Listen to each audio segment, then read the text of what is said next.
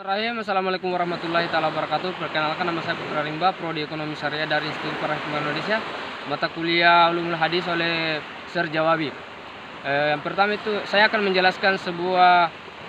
menjelaskan materi dari awal sampai akhir dari Ulumul Hadis. Yang pertama itu adalah apa yang dimaksud dengan sanad, matan, dan rawi. Sanad itu adalah sandaran suatu periwayatan Nabi. Sedangkan matan itu adalah suatu kisah Nabi atau perjalanan Nabi, bisa disebut dengan isi dari hadis tersebut. Yang ketiga itu adalah rawi. Rawi itu adalah seseorang guru yang meriwayatkan atau yang mengajarkan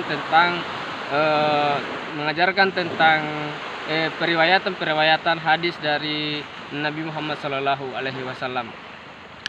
Contoh yang pertama itu adalah Aisyah radhiyallahu mengatakan Nabi Muhammad SAW bersabda, "Man faqad arafa nafsahu ala man faqad adama." Siapa yang mengetahui dirinya, dia akan mengetahui Adam. Yang dimaksud dengan rawinya itu yang dimaksud hadis orang yang mengajarkan tentang hadis tersebut. Terus kita melangkah yang selanjutnya, itu adalah fungsi hadis terhadap Al-Quran. Fungsi hadis terhadap Al-Quran itu sudah patut untuk kita ketahui. Dalam Al-Quran itu hanyalah menjelaskan secara banyak sekali tentang isi yang ada di dunia ini. Tetapi hadis yang menjelaskan secara detail tentang isi dalam Al-Quran tersebut. Ada halnya kita tidak tahu yang mana yang dimaksud dengan Al-Quran, tapi dengan adanya hadis kita mudah mengetahui apa yang dimaksud dalam Al-Quran tersebut. Dan selanjutnya adalah kita membahas perkembangan hadis terhadap sahabat dan umat yang sekarang. Pada zaman sahabat dulu, Nabi Muhammad SAW mengajarkan hadis terhadap sahabat-sahabatnya dengan cara menghafalkan. Mengapa menghafalkan?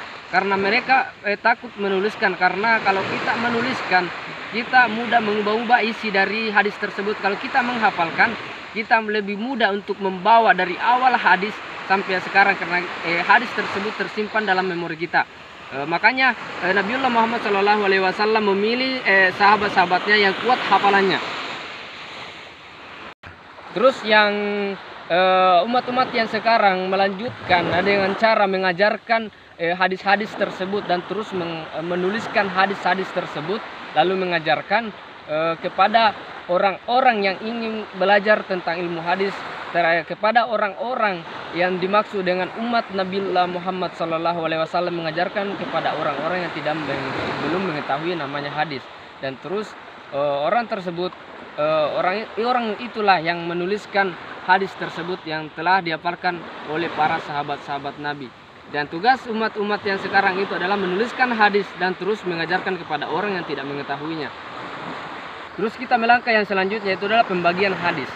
Yang manakah yang dimaksud dengan pembagian hadis? Pembagian hadis yang dimaksud itu adalah Nabiullah Muhammad SAW membagi-bagikan hadis kepada sahabat-sahabatnya untuk masing-masing dihafal oleh para sahabat-sahabatnya untuk bisa diaplikasikan kepada orang-orang yang tidak mengetahui. Dan terus Nabi Muhammad SAW tidak sembarangan memberikan hadis terhadap sahabat-sahabatnya, karena ada yang dimaksud dengan sahabat-sahabatnya kuat sekali hafalannya, kuat sekali daya pemikirannya. Terus ada juga para sahabat-sahabatnya itu kurang sekali untuk daya pengingatannya. Makanya Nabiullah Muhammad SAW itu memberikan hadis kepada orang-orang yang kuat hafalannya. Terus yang membagikan yang dimaksud itu Nabiullah Muhammad SAW itu membagikan kepada si A, dan Nabi Muhammad SAW membagikan kepada si B. Ya itu yang dimaksud dengan ada yang makanya ada dalam hadis itu yang mengatakan, ada riwayat Al-Bukhari, ada hadis Imam Muslim, itu terbagi-bagi hadis karena Nabi Muhammad SAW membagi-bagikan. Itu yang dimaksud dengan membagi-bagikan hadis. Terus kita melangkah yang selanjutnya, apa yang dimaksud dengan hadis madhu? Hadis madhu itu adalah hadis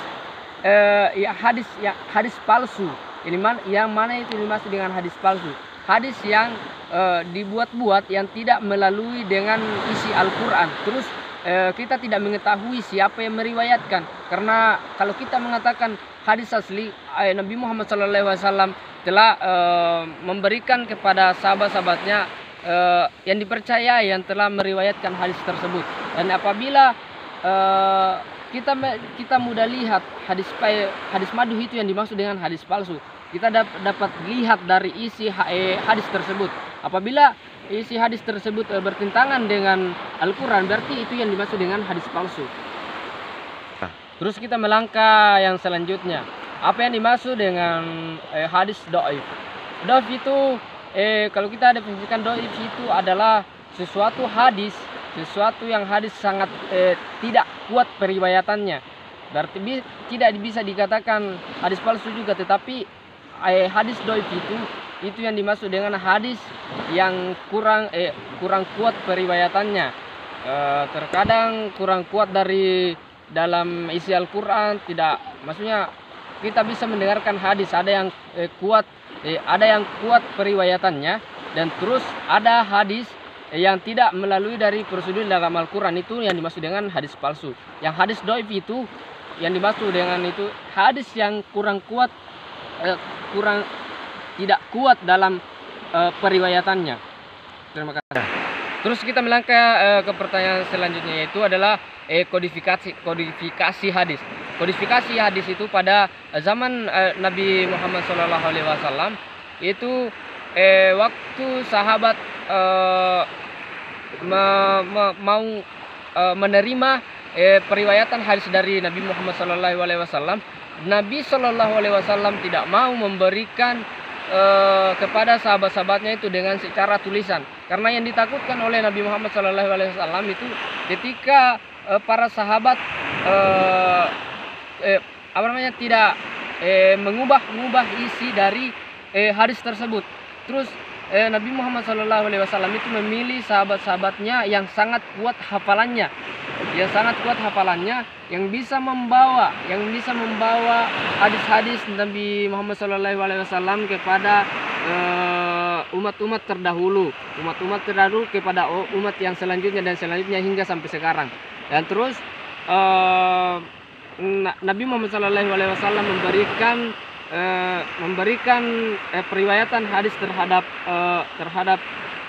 sahabat-sahabatnya, dan sahabatnya melanjutkan kepada umat selanjutnya dan selanjutnya, yang hingga sekarang kita bisa mempelajari ilmu hadis karena Nabi Muhammad SAW memberikan kepada sahabat-sahabatnya untuk daya ingatannya. Dan terus guru-guru kita yang menuliskan hadis tersebut lalu mengajarkannya kepada kita, lalu kita mengajarnya kepada orang lain. Itulah sejarah kodifikasi hadis. Terima kasih. Saya atas nama Putra Rimba mengucapkan banyak terima kasih.